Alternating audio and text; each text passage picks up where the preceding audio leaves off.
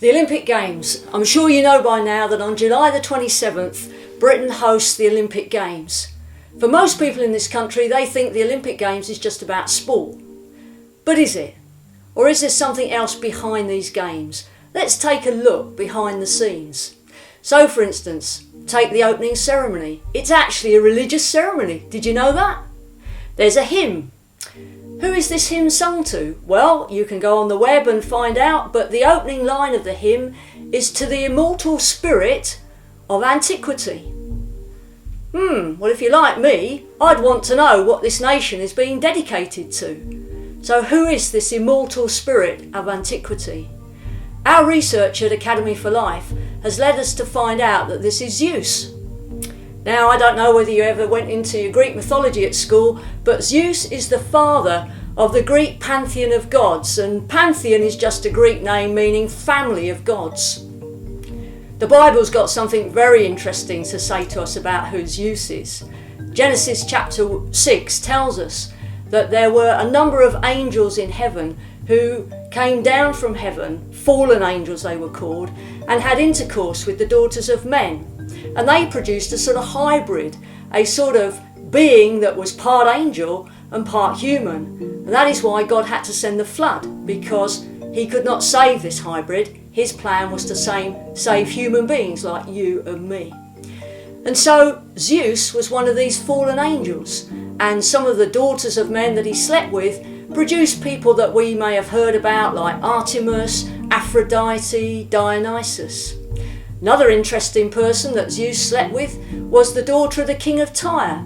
Her name was Europa, from which of course we get Europe today. He took her off to a cave called Dictyon in Greece. And it's in that cave today where the flame is lit and brought over here for the Olympic Games. Oh yes, despite British gas, we can't light our own flame. It has to come from Greece because that's where it's dedicated to Zeus, one of the false gods. Now, if you're not much into religion, false gods won't mean much to you, but I'm sure you've heard about the occult and paganism.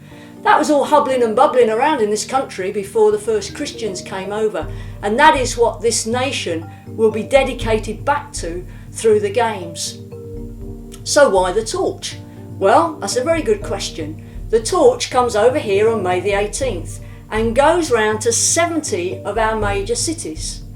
Now, if you know anything about the powers of darkness and Satan, he loves to bind people into bondage. So the torch is actually binding people in to the spirit of the games.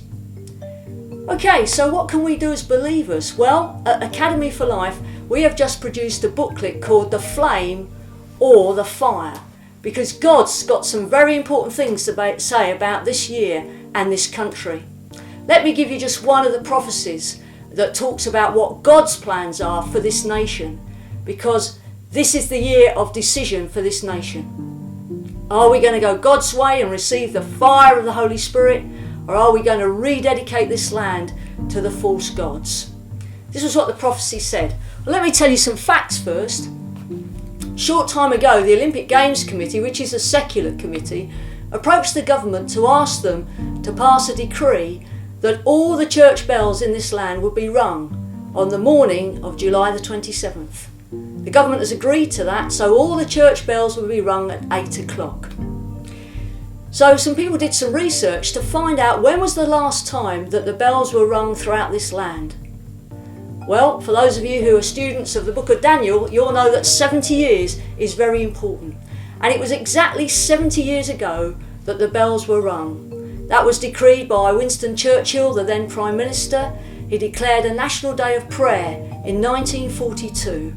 And after that day, when all the bells were rung, the tide turned against Nazi Germany, and this country, in conjunction with other countries, won the Second World War.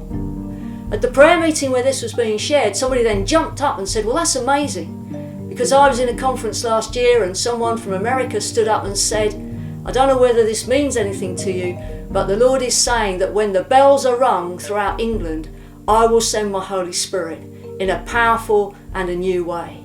If you want to know more about what that means, if you're a believer If you want to know how we can prepare our hearts so that when the Holy Spirit visits, it finds a habitation and doesn't just visit and go. If you're a non-believer today, perhaps you need to look more closely into what this nation is being dedicated to, and to ask the true and living God, what destiny has He got for you? Because He has chosen you to be alive at this time, and He has a great purpose for you. Find out more by getting in touch with Academy for Life.